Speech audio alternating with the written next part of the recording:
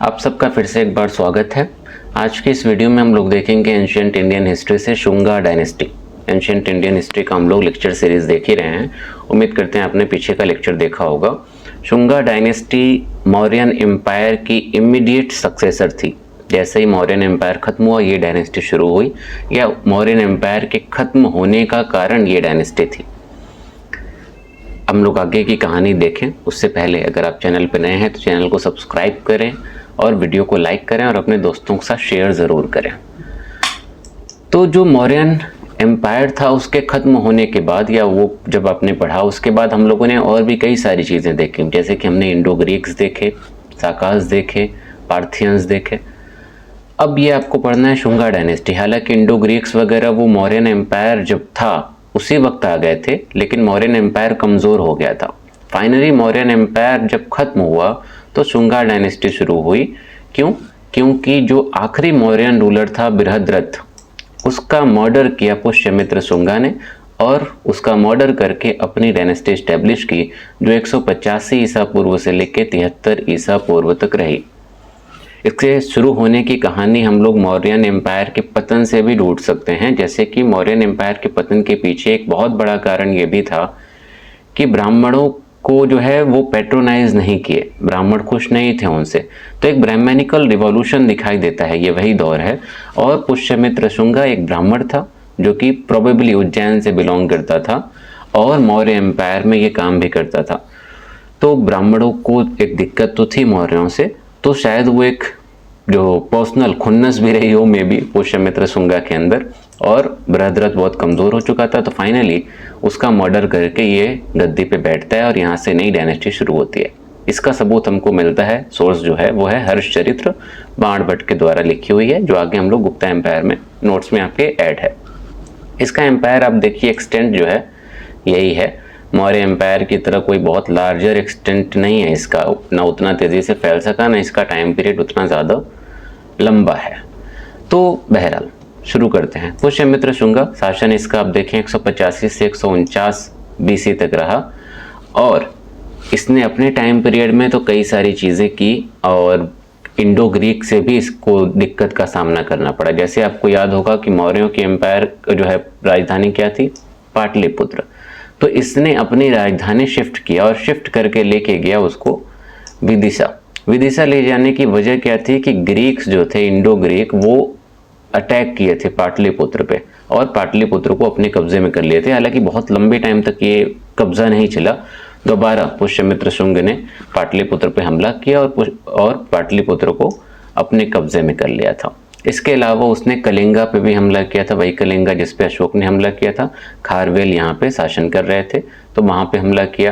Plus ये भी एक महत्वाकांक्षी शासक था, एक जो शासक की क्वालिटी होनी चाहिए वो उसके अंदर थी, और उसको पाने के लिए भी वो जो कर सकता था वो करने के लिए उसके अंदर जो है एक मादा था। इसी चलते आप देखेंगे कि इसने कई सारे यज्ञ भी किए। यज्ञ करने का एक रीज़न तो ये भी है कि ये ब्राह्मण था, और ब्राह्मणिज्म जो था उसको रिवॉल्व करना था, वापस से शुरू करना था, वापस उसका वर्चस्व चाहिए था। तो जो भी वैदिक प्रैक्टिसेस थी वो वैदिक प्रैक्टिसेस पुष्यमित्र शुंगा ने वापस लाई, और खुद भी इसने यज्ञ किए। जैसे कि इसने 2 अश्वमेध यज्ञ किए। अश्वमेध मतलब घोड़े की बलि दी जाती थी। इसी में एक प्रोसेस ये भी होता था कि जो रानी होती थी वैदिक टाइम पीरियड में, अगर आपने पढ़ा हो, तो वो घोड़े के नीचे लेटती थी ताकि उसकी फर्टिलिटी जो है इंक्रीज हो, उसके हार्मोन्स इंक्रीज हो। हालांकि हार्मोन जैसा कॉन्सेप्ट तो उस टाइम नहीं था, लोगों को पता नहीं था, बट ऐसी चीज़ें थी ताकि, क्योंकि हॉर्स क्या है, बहुत पावरफुल है, तो जो प्रोजेनीज होंगे वो भी क्या होंगे, बहुत पावरफुल होंगे। तो ऐसे प्रैक्टिसेस हुआ करती थी, और इन प्रैक्टिसेस को वैदिक जो रिचुअल्स थे, वैदिक जो सेक्रीफाइसेस थे, पुष्यमित्र शुंगा ने उनको वापस लाया और बहुत सारी चीज़ों में कोशिश भी की। एक पुष्यमित्र शुंगा पे एक ये भी आरोप है कि वो ब्राह्मणिज्म में शायद इतना डूब गया कि दूसरों के प्रति जो टॉलरेंस होना चाहिए वो उसने बर्दाश्त नहीं किया।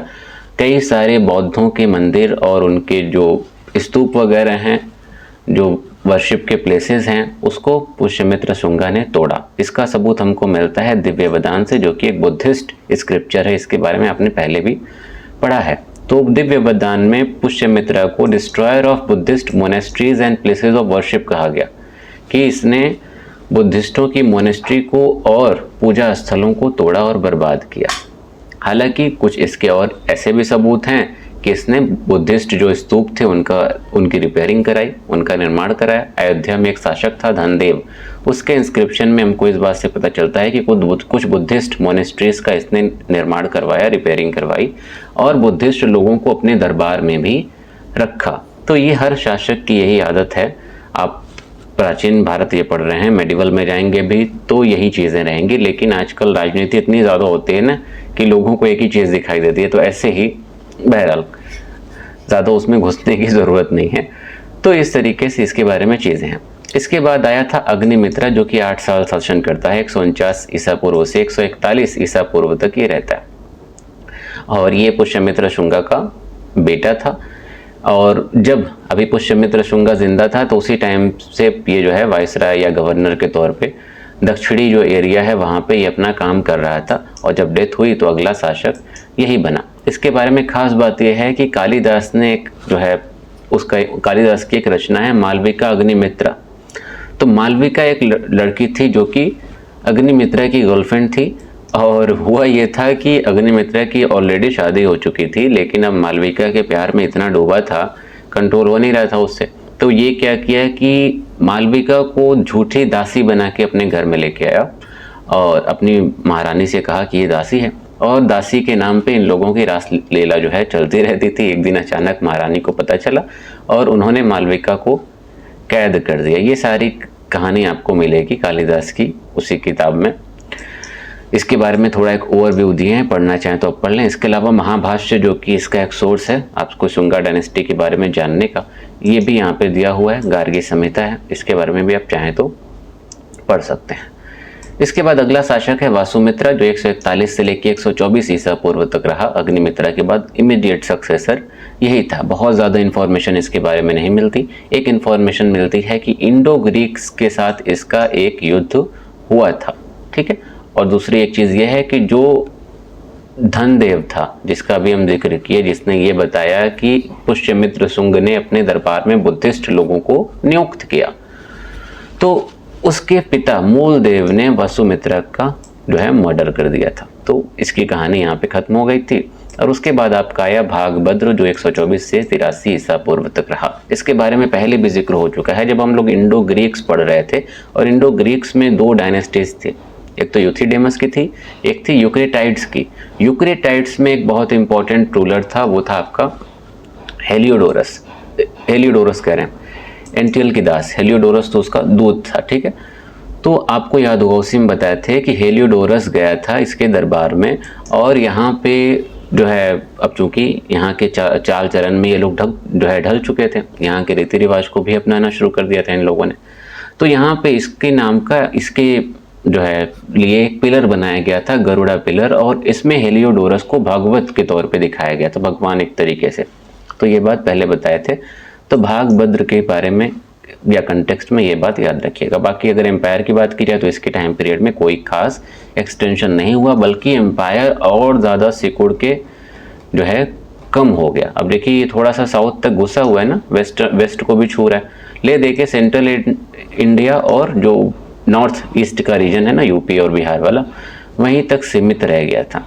तो कुछ खास एक्सटेंशन इसके टाइम पीरियड में नहीं हुआ। आखिरी जो शुंगा रूलर था वो था आपका देवभूति, जिसको मारता है उसी का मिनिस्टर। ये पूरा जो है रीति रिवाज और जो है कर्म का फल कह लीजिए चलता आ रहा था, और वासुदेव कन्वा ने इसका मर्डर किया।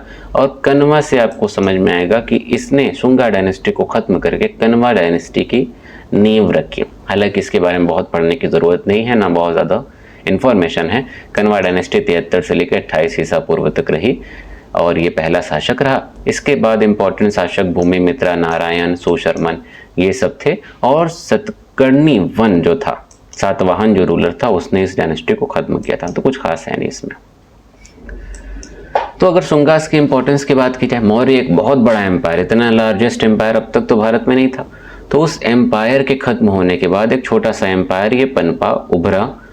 तो इस एम्पायर की खासियत क्या रही, क्या उसने उस टेरिटरी को संभाला, नहीं संभाला, या क्या भारत के लिए योगदान रहा, वो समझने की कोशिश करते हैं। पहली बात तो ये कि गैंजेटिक वैली को जिसने सिक्योर किया वो शुंगाज ही थे। जैसे कि इंडो ग्रीक ने पाटलिपुत्र पर हमला किया, कैप्चर भी किया, लेकिन बहुत टाइम तक नहीं कर सके, इसने वापस उसको रिस्टोर किया। तो मेनली जो गंजेटिक वैली है उसमें भारतीयों का वर्चस्व बना रहा। इसमें रोल एक जाता है आपके शुंगास का, क्योंकि नॉर्थ वेस्ट और बाकी वेस्ट का इलाका तो पूरा बाहरी आक्रमणकारी से भर गया था। तो गंजेटिक वैली सेफ रही, बैक्ट्रियन रूलर से सेफ रही। सेफ क्यों रही? क्योंकि शुंगास मौजूद थे। इसके अलावा दूसरा अगर इंपॉर्टेंस देखें तो ब्राह्मणिज्म जो है वो रिवाइव किया। अश्वमेध यज्ञ पुष्यमित्र शुंगा ने 2 किए, और भी जो वैदिक रिचुअल्स थे, वैदिक जो रीति रिवाज थे, उनको वो वापस लेके आया। इसके अलावा वैष्णविज्म को इसने बढ़ावा दिया, संस्कृत लैंग्वेज को भी पैट्रोनाइज किया। हालांकि जो है यूची ट्राइब जो थी, कंशिका ने भी जो है संस्कृत को पैट्रोनाइज किया था, लेकिन इसके टाइम पीरियड में ज़्यादा हुआ क्योंकि चूँकि ब्राह्मण था और ब्राह्मणों का वर्चस्व का ये दौर यहाँ से शुरू हो गया था। अब जैसे जैसे ब्राह्मणों का वर्चस्व का दौर शुरू होगा वैसे वैसे वर्ण सिस्टम क्या होगा और रिजिडिटी से इस्टेब्लिश होगा, और जितना रिजिडिटी से वर्ण सिस्टम इस्टेब्लिश होगा उतना ही ज़्यादा डिस्क्रिमिनेशन बढ़ता जाएगा और फिर कास्ट सिस्टम उभरेगा। तो यही वो दौर है, यहाँ से शुरुआत हो जाती है, वर्ण सिस्टम इस्टेब्लिश और तेज़ी से होगा और यहाँ से नई नई कास्ट इमर्ज होना शुरू हो जाएंगी। जो आज के टाइम पे कास्ट देखते हैं ना, 4 वर्ण तो हैं अपनी जगह पे, वैदिक टाइम से चले आ रहे हैं, कास्ट यहाँ से बहुत तेज़ी से उभरना शुरू होती है। तो ये सब उसी का एक नतीजा था जो कि आप आगे पढ़ेंगे। इसके अलावा शुंगा डायनेस्टी में कह लीजिए कि गुप्ता के टाइम पीरियड में जो स्वर्ण काल भारत का आया वो उसकी एक शुरुआत कह लीजिए इन्होंने दी थी। लास्ट टॉपिक जो है आपके इस चैप्टर का वो ये कि सोसाइटी इस टाइम पे कैसी थी। तो पहला यही वर्ण सिस्टम जो अभी हम बताएं कि वर्ण सिस्टम जो है धीरे धीरे और ज़्यादा रिजिड हुआ, और रिजिड होने की वजह से डिस्क्रिमिनेशन भी बढ़ा और कास्ट का इमर्जेंस दिखाई देता है। कैसे क्या होता है वो थोड़ा सा समझने की कोशिश करते हैं। देखिए वर्णा तो जो रिजिड होते जा रहा है, मौर्य टाइम पीरियड का आपने वर्णा भी पढ़ा कि कैसे सब एक दूसरे के ऑक्यूपेशन को फॉलो करते थे और जनरली ब्राह्मण और क्षत्रिय एक साथ रहते थे अगर शूद्रों या वैश्यों के खिलाफ कुछ बोलना हो तो, और वैश्य और शूद्र एक साथ हो गए, दोनों की ग्रुपिंग हो गई थी क्योंकि दोनों को छोटा और वो दोनों अपने आप को बड़ा मानते थे। तो इस वजह से ऐसी चीज़ें चलती थी। रिजल्ट क्या आया कि वैश्य और शूद्र आपस में शादियां करना शुरू कर दिए, तो मिक्स वर्ण सिस्टम जो है दिखाई देने लगता है, और जो शादियां हुई इसको क्या कहा गया? संकर, वर्ण संकर। और विवाह जो हुए वो एक दूसरे के कास्ट में, एक दूसरे के वर्णा में शुरू हुए।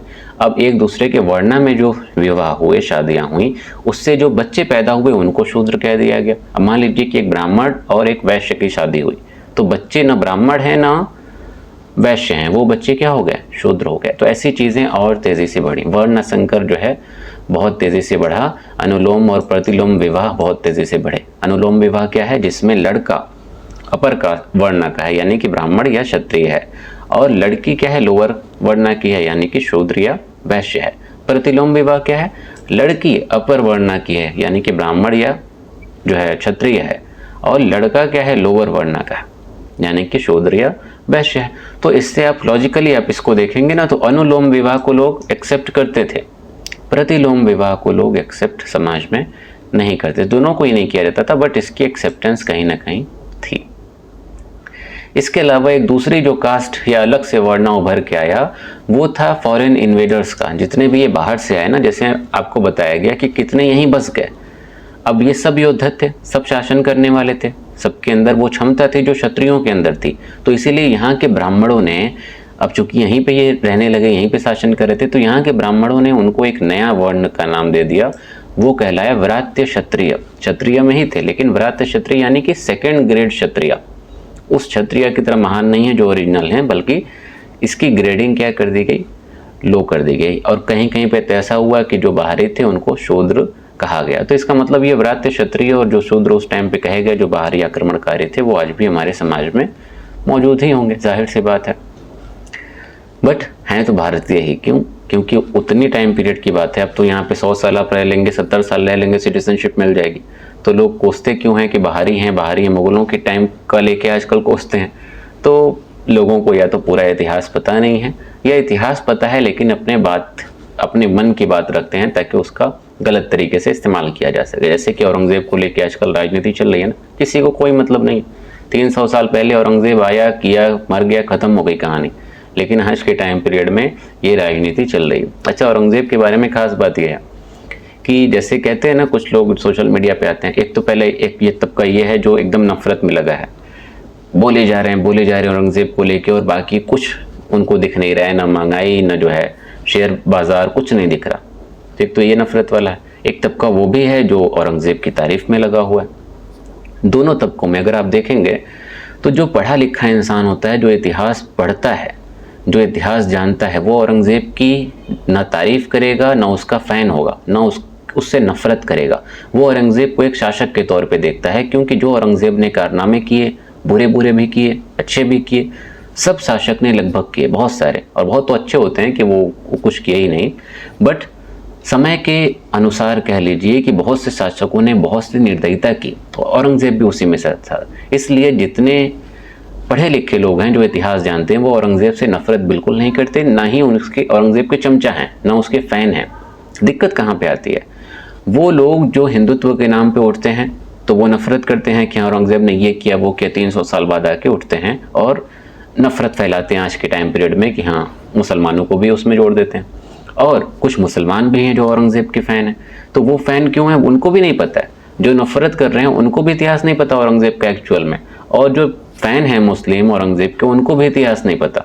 वो तो इसलिए फ़ैन बन गए या चापलूसी में चले आते हैं क्योंकि औरंगज़ेब का नाम लेके आज के मुसलमानों को कोसा जाता है। तो जब आप एक्शन कोई करेंगे ना तो उसका रिएक्शन दिखाई देगा, फिर उस रिएक्शन के लिए एक्शन करेंगे तो फिर उसका भी रिएक्शन दिखाई देगा। इसको आसान भाषा में समझिए, औरंगज़ेब ने कुछ गलतियां की, उस एक्शन का रिएक्शन सिर्फ इतना है कि आप उसकी गलत चीज़ों को कोसें, ये रिएक्शन हुआ। उसकी गलत चीज़ों को आप गलत बोलें, ये रिएक्शन हुआ। जिंदा थोड़ी है कि आप उसको पकड़ के सज़ा देंगे। लेकिन मान लीजिए कि उसने हिंदुओं के साथ कुछ गलतियां की, तो हिंदू उसका रिएक्शन दे, उसकी गलत चीज़ों को गलत बोले, लेकिन उस रिएक्शन के साथ वो एक नया एक्शन लेते हैं। और नया एक्शन क्या है कि आज के लोगों को कोसते हैं, आज के लोगों से नफरत करते हैं, आज के टाइम पे दुनिया भर की राजनीति कर रहे हैं। तो वो रिएक्शन नहीं है, वो नया एक्शन ले रहे हैं। तो उस नए एक्शन में जिसमें मुसलमानों से नफरत भी शामिल है, तो मुसलमान उस नफरत को रोकने के लिए फिर एक नया रिएक्शन लेते हैं। और वो रिएक्शन किस के रूप में आता है? ऐसा लगता है कि हाँ, वो औरंगज़ेब के भक्त हैं, उसको बुरा नहीं मानते। तो बुरा नहीं मानते का मतलब ये थोड़े उनको इतिहास ही नहीं पता है, वो तो उनकी अच्छी भी चीज़ नहीं जानते, बुरी भी चीज़ नहीं जानते।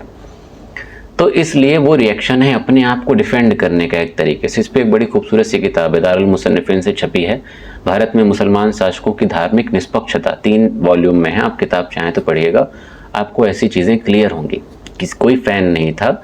जैसे बाकी शासक भारत में है ना, इतने सैकड़ों आए, सैकड़ों गए। किसी को कोई ऐसे याद रखता है 300 साल पहले की बात लेके आज तक उठते हैं? नहीं होता है ऐसा ना। अकबर ने बहुत महानता वाले काम किए, अच्छे काम किए, कौन उसको लेके आज तक उसको ढो रहा है? कितने लोग तो भूल जाते हैं। तो ढोया जा रहा है क्यों? क्योंकि सारी चीज़ें गड़बड़ की जा रही हैं राजनीति के चक्कर में। समझदार इंसान होगा तो ऐसी चीज़ें नहीं करेगा। हाँ, कुछ ऐसा भी तबका है जो औरंगज़ेब की अच्छी बातें सिर्फ बताता है और वो पढ़े लिखे हैं, तो वो बताने के पीछे रीज़न ये है कि जितनी नफरत फैल रही है, बैलेंस करना चाहिए चीज़ों को ना।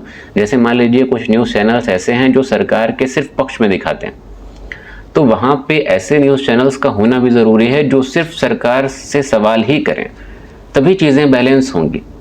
और ये पत्रकारों का धर्म भी है। ठीक वैसे ही अगर आप सिर्फ नफरत ही बोले जा रहे हैं तो एक ऐसा भी तबका उभरेगा जो सिर्फ और सिर्फ अच्छी बातें बताएगा ताकि चीज़ें बैलेंस हो सकें। यही प्रकृति का नियम है, ऐसे ही चीज़ें चलती हैं।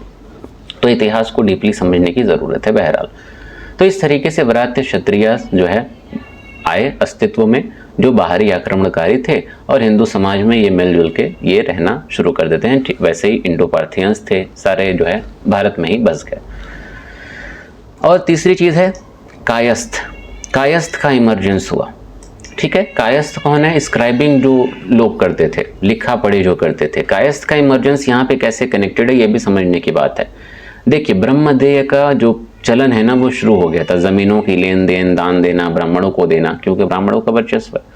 तो इन सब चीज़ों के लिए लिखा पढ़ी की ज़रूरत थी, पूरा एक प्रॉपर अकाउंट्स होने ज़रूरी थे। तो यहाँ से इस जात का एक इमरजेंस दिखाई देता है। महिलाओं की कंडीशन की बात की जाए तो उसकी कंडीशन बुरी से बुरी होती गई। महिलाओं की कंडीशन लेटर वैदिक पीरियड के बाद से ही गिरती गई, और कोई बच्ची अगर पैदा हो रही है तो उसको भी अच्छा नहीं माना जाता था, बुरा माना जाता था। और पैदा हो भी गई तो प्यूबर्टी आने से पहले यानी कि चाइल्ड मैरिज कर देना भी उसका सही माना जाता था और वो बड़ी तेज़ी से ये प्रक्रिया आगे बढ़ रही थी। इसके अलावा पॉलीगैमी यहाँ पे थी, एक से ज़्यादा विवाह की जो विवाह का पैटर्न है वो यहाँ पे दिखाई देता है। और रीमैरिज का कॉन्सेप्ट यहाँ पे नहीं था कि पति मर गया या छोड़ दिया तो दोबारा शादी कर सकें, ऐसा कुछ कॉन्सेप्ट नहीं है। यहाँ तक कि अगर पति मर गया तो सती की प्रथा भी यहाँ पे अब धीरे धीरे आम हो रही थी।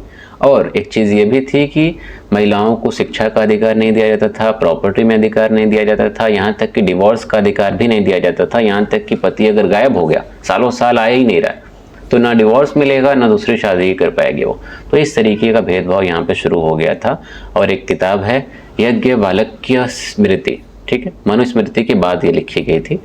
तो इसमें सबूत मिलता है हमको कि इस टाइम पे महिलाओं को प्रॉपर्टी में अधिकार नहीं था। इसके अलावा अगर इकोनॉमी की बात की जाए तो इकोनॉमिक कंडीशन बहुत बेहतर हो रही थी और इसीलिए हम बोले कि गुप्ता टाइम पीरियड में आप देखेंगे तो इकोनॉमी और बेहतर, स्वर्ण युग आ जाता है। तो शुरुआत यहीं से हुई, फ्लोरिशिंग कंडीशन थी, सिंचाई की सुविधा दी जाती थी, खेतों में बहुत खुशहाली थी, फसलें बहुत बेहतर थीं और शुगर केन प्रोडक्शन भी इंट्रोड्यूस किया गया भारत में। यहाँ से शुगर केन प्रोडक्शन बढ़ा। हालांकि पहला जो शुगर केन प्रोडक्शन है वो गिनी में हुआ, ओशियाना जो है ऑस्ट्रेलिया के ऊपर वाला जो रीजन है, वहाँ पे 8000 से आई थिंक 10,000 ईसा पूर्व के आसपास वहाँ पे पहला प्रोडक्शन किया गया था। तो यहाँ पे शुंगा के टाइम पीरियड में, मतलब पोस्ट मौर्यन टाइम पीरियड में आप शुगर केन का प्रोडक्शन भी देखेंगे। और भी कई सारी ऐसी इंडस्ट्रियल क्रॉप्स आप देखेंगे जिसका मतलब अलग अलग इंडस्ट्रियल जो है फसलें आप देखते हैं जिसका अलग अलग किताबों में अलग अलग जिक्र मिलता है। जैसे कि दिघ निकाय में मिलता है कि 24 इंडस्ट्रियल क्रॉप थी, महावस्तु में मिलता है कि 36 इंडस्ट्रियल क्रॉप थी, ऐसे मिलिंड पन्हों में मिलता है कि 75 तरीके की इंडस्ट्रियल क्रॉप थी। तो कौन सा कितना फैक्ट है वो आप किताब पढ़िएगा तो अंदाज़ा होगा। हालांकि इससे हमको कुछ खास मतलब नहीं है और ऐसे क्वेश्चंस एग्जाम में पूछते भी नहीं है।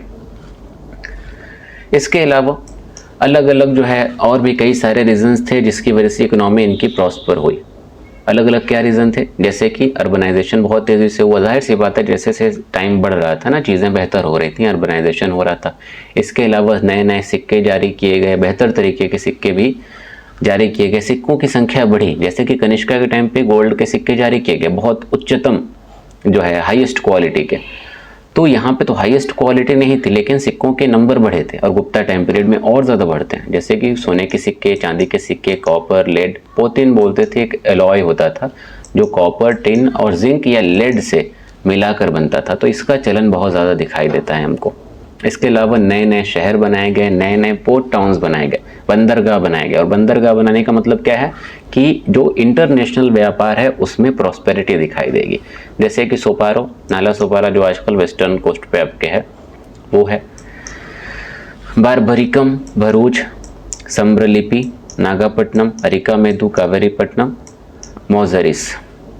इसमें से कुछ नाम जो है बहुत इंपॉर्टेंट है पोर्ट टाउन के। तो आपका अरिकामेदु जो कि आपके पौंडीचेरी में है, कावेरीपट्टनम जो कि तमिलनाडु में है, नागापट्टनम जो कि आपके आंध्र प्रदेश में है, भरूच वेस्टर्न कोस्ट पे गुजरात सौराष्ट्र वाला रीजन। इसके अलावा सोपारो उतना इम्पोर्टेंट रीजन नहीं था। और सिल्क रोड जो है कुषाण के कंट्रोल में आ गया था, तो इससे भी बहुत प्रॉस्पेरिटी बढ़ी थी। इसके अलावा मॉनसून विंड के बारे में पता चल चुका था। हिप्पैलस ने पहली बार 45 या 47 ईस्वी के आसपास मॉनसून विंड के बारे में पता लगाया था। मॉनसून विंड के बारे में पता लगने का मतलब क्या है, अब साउथ वेस्ट मॉनसूनल विंड आ रही है ऐसे, ठीक है, तो ऐसे जा रही है, ये आपका भारत है। तो इससे क्या होता था, व्यापार आसानी से होता था, जहाज़ आराम से आते जाते रहते थे। तो ये चीज़ें बड़ा इनके लिए फ़ायदा की। और रोमन जो एम्पायर है और यूरोप से, खासकर रोमन से ही जो है व्यापार होता था, तो रोमन एम्पायर से व्यापार इनके बहुत तेज़ी से आगे बढ़े थे, ठीक है। तो ये बात याद रखिएगा। इसके अलावा सेंट्रल एशिया से, साउथ एशिया से, साउथ ईस्ट एशिया जैसे कि थाईलैंड और मलेशिया जैसे रीजन से भी इनके व्यापार हुए हैं हमको हमारे, और इसके सबूत भी हमको मिलते हैं और इनके सिक्कों से हमको खास जानकारियाँ मिलती हैं। और अगर ये कहा जाए कि व्यापार किस चीज़ का होता था, तो मसालों का व्यापार होता था, चंदन का व्यापार होता था, कपूर का व्यापार होता था। इसके अलावा अगर इम्पोर्ट देखा जाए तो रोम की शराब जो है यूरोप की बड़ी फेमस है, सभी राजा दीवाने रहते थे प्राचीन भारत से लेकर मध्यकालीन तक। तो रोमन वाइन्स जो है बहुत आती थी वहाँ से जो है बर्तन आते थे, टेराकोटा के बर्तन होते थे, एम्फोरी होते थे। एम्फोर होता था एक तरीके से ऐसा दोनों तरफ हैंडल होता था, पता नहीं आप लोगों ने देखा है कि नहीं, इस टाइप पे ऐसे होता था। आपने पुरानी मूवीज़ वगैरह में देखा होगा, समथिंग मतलब फनी है, बट इस टाइप का जो बर्तन आपने देखा होगा रोम से आता था, तो ये होता था। इसके अलावा अरेटिन वेयर होता था। अरेटिन वेयर भी लगभग ऐसा ही होता था, कुछ इस टाइप पे ऐसे होता था, और इस पर बहुत सारा डेकोरेशन होता था, और कई बार सेंसुअल जो चीज़ें होती थी, सेक्सुअल चीज़ें दिखाई जाती थी इस पर। तो आर्ट एंड कल्चर में ये बात आपको काम देगी। तो ऐसी चीज़ें थी। इसके अलावा रोलेटेड वेयर्स, वो भी रोमन एम्पायर का ही एक तरीके का बर्तन हुआ करता था। तो ये सारी चीज़ें आती थी। इसके अलावा आइवरी प्रोडक्ट्स भी आते थे, हाथी के दांत की बनी चीज़ें, मतलब जाते थे, ठीक है, सॉरी आते नहीं थे, एक्सपोर्ट होता था, क्योंकि भारत में हाथी बहुत ज़्यादा थे, मगध में खास तौर पे। इसके अलावा मसाले भारत के फेमस हैं, तो मसालों का व्यापार होता था। और टेक्सटाइल तो पूरी दुनिया जानती थी तब भी और आज भी, तो टेक्सटाइल का भी एक्सपोर्ट हुआ करता था। इसके अलावा टेक्नोलॉजिकल डेवलपमेंट भी हुए, माइनिंग टेक्नोलॉजी और ग्लास वर्क का डेवलपमेंट भी यहाँ पे बहुत ज़्यादा हमको दिखाई देता है। तो ये सारा कुछ था आपका अब तक का। अगर आप सारा मिक्स कर दें तो आपने इंडो ग्रीक्स पढ़े, पार्थियंस पढ़े, शाकास पढ़े, कन्वा पढ़ा आपने, और शुंगा पढ़ा आपने, ये सब पढ़ा। और लास्ट में जो आपने ये सारा सोसाइटी और इकोनॉमी का पढ़ा, वो आपने सबका ओवरऑल मिला के पढ़ा कि पोस्ट मॉडर्न टाइम पीरियड में क्या कंडीशन थी। तो उसमें कंफ्यूज होने की बात नहीं। अगला जो चैप्टर है, चैप्टर 9 आपका है, वो है गुप्ता और वाकटका एज। गुप्ता एम्पायर हम लोग पढ़ लेंगे तो नॉर्थ इंडिया की जो हिस्ट्री है वो पूरी हो जाएगी। उसके बाद हम लोग साउथ इंडिया की हिस्ट्री में घुसेंगे और संगम एज से हम लोग शुरुआत करेंगे। तो साउथ इंडिया का थोड़ा पोर्शन हम अलग कर दिए ताकि आपको दोनों का जो मेल मिलाप है ना वो आपको समझ में आएगा। जैसे कि नॉर्थ इंडिया में आप देखिए कि आर्यों के आगमन से कहानी शुरू होती है। तो आर्य तो बाहर से आए, वो अलग बात है कि आर्यों का आक्रमण नहीं हुआ, आए तो वो बाहर से माइग्रेट करके ना। तो उसकी थियरी हम लोग समझेंगे अच्छे से, हालांकि पढ़ा चुके हैं, तो आप लोग देखिएगा उसको क्या ही समझाना है। साउथ इंडिया बिल्कुल अलग था। साउथ इंडिया में पहले से एबोरिजिनल जो पीपल थे वो लोग रह रहे थे, तो इसीलिए कहा जाता है कि साउथ इंडिया के लोग, साउथ इंडिया कल्चर वो ज़्यादा पुराना है, ब्राह्मण तो बाद में आए, ठीक है। तो वो कैसे कल्चरल एक्सचेंज हुआ वहाँ से शुरुआत करेंगे हम लोग, और उसका एक फ्लो में साउथ इंडिया की हिस्ट्री देखेंगे, और उसके बाद हम लोग घुस जाएंगे मेडिवल इंडियन हिस्ट्री में। उम्मीद करते हैं लेक्चर आपको पसंद आया होगा। पसंद आया तो वीडियो को लाइक करें और अपने दोस्तों के साथ शेयर करें। चैनल को अगर आपने सब्सक्राइब नहीं किया तो चैनल को सब्सक्राइब भी करें। Thank you.